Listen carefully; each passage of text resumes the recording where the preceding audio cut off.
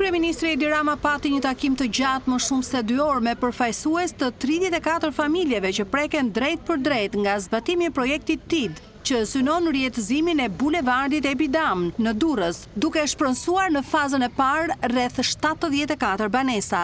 Pas takimit në një prononcim për mediat, kryeministri tha se do të ketë rishikim për disa banesa, si dhe dëm shpërblimi do të bëhet me çmimet e reja të referencës. Do ketë prishje, patjetër, projekti nuk do të ndalet, projekti do të zbatohet, por do të bëjmë një verifikim për disa shtëpi që janë trashëgimi kulturore. Kryeministri tha se ka një dakordsi me një pjesë të banorëve, pasi pjesën tjetër që proteston e konsideron si të nxitur nga opozita.